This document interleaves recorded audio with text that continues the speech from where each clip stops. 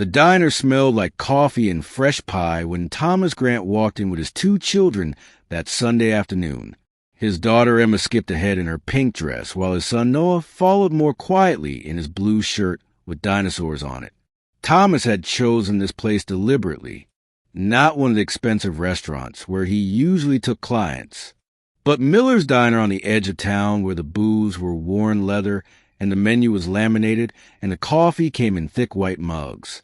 He wanted his kids to see the world beyond their gated community, beyond private schools and country clubs, beyond the bubble of wealth that surrounded them. They slid into a booth near the window. The afternoon sun streamed through, making patterns on the vintage tablecloth. Emma immediately grabbed a menu, even though she couldn't read most of it yet. She was 6 and curious about everything. Noah at 8 was more reserved, more thoughtful, more like his mother had been before the accident 2 years ago. Thomas still felt Claire's absence like a physical ache, but he was trying to be both parents, trying to raise good humans, trying to honor the values she had believed in. The waitress brought water and took their order, burgers and fries for the kids, meatloaf for Thomas, simple food, good food. As they waited, Emma played with the sugar packets, stacking them into towers. Noah drew pictures on his paper placemat with crayons the waitress had brought. Thomas watched them and felt grateful. They were healthy. They were here. They were his. Then he noticed the table next to them. A young woman sat alone, counting coins on the table. She had light brown hair pulled back in a simple ponytail. She wore a plain dress in soft pink. Her hands moved carefully through the pile of change, quarters and dimes and nickels and pennies, adding them up, checking again. Her face was tired but determined. Thomas recognized that look. He had seen it on his own mother's face years ago when his father left, when she worked 3 jobs to keep them fed, when she counted pennies to buy his school supplies. The woman caught him looking and gave an embarrassed smile. She gathered the coins quickly as if ashamed to be seen. Thomas looked away, not wanting to make her uncomfortable. Then Emma tugged on his sleeve. "Dad," she whispered loudly. "Yes, honey. That lady doesn't have very much money." Thomas glanced at the woman, who was now studying the menu with intense concentration. "Emma," he said gently, "we don't talk about other people like that." But Emma wasn't being mean. She was being observant.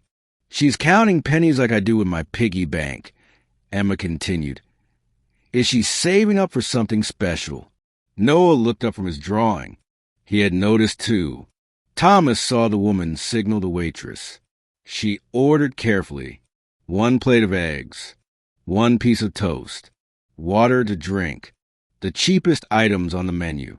When the waitress left, the woman looked out the window. Thomas could see her blinking rapidly, fighting tears. His heart twisted. Their food arrived moments later. Burgers piled high with all the fixings. Golden fries stacked on the plates. Milkshakes thick and cold. More food than 2 kids could possibly finish.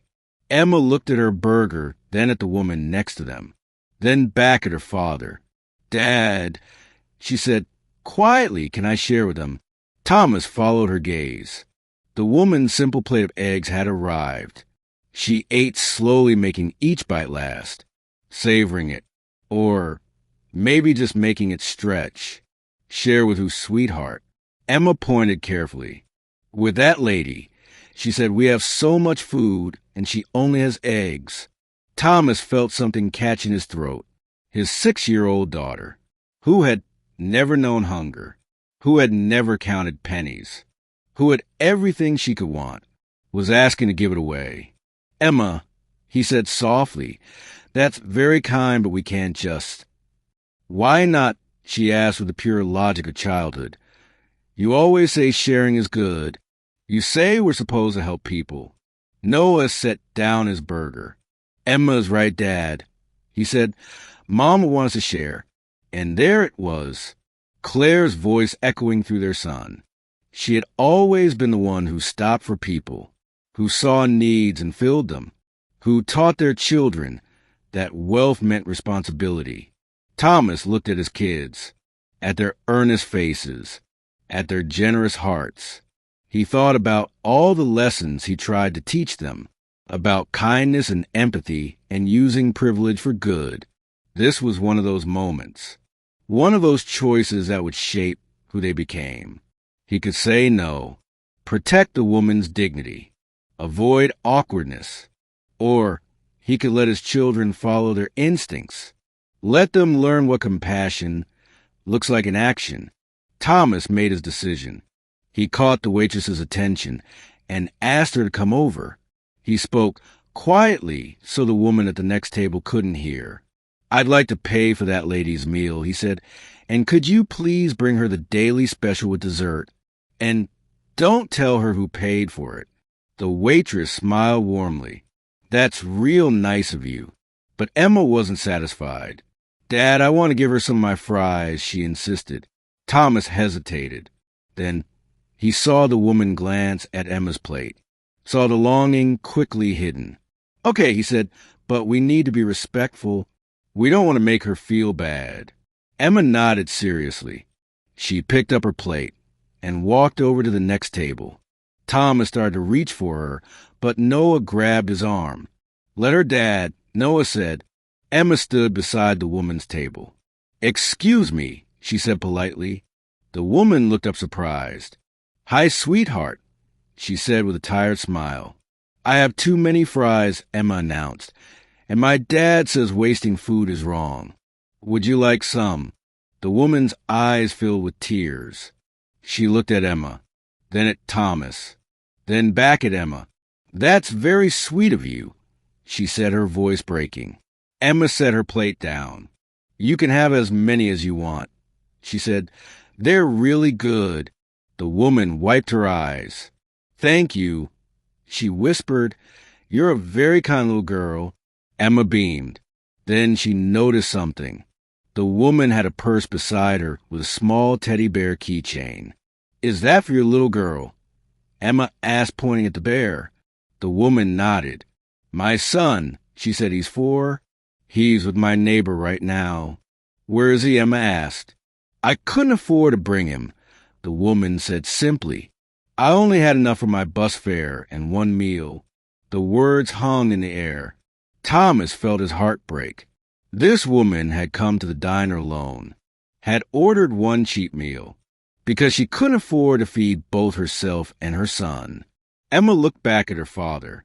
Her eyes were wide with understanding, with the beginning of awareness that not everyone had what she had. Thomas stood up and walked over.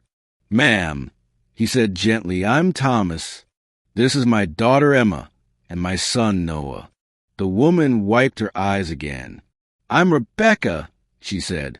Rebecca. Thomas said, "Would you do us a favor?" She looked confused. "My kids order way too much food," he continued, "and I hate to see it go to waste. Would you be willing to take some home to your son?" Rebecca started crying in earnest now. "I can't," she said. "I couldn't possibly." But the waitress appeared with a large takeout bag. Inside were burgers and fries and chicken fingers and a slice of chocolate cake. "For your little boy," the waitress said with a wink. Rebecca looked at the bag, at Thomas, at Emma and Noah, who had both come over now. "Why," she whispered, "why are you doing this?"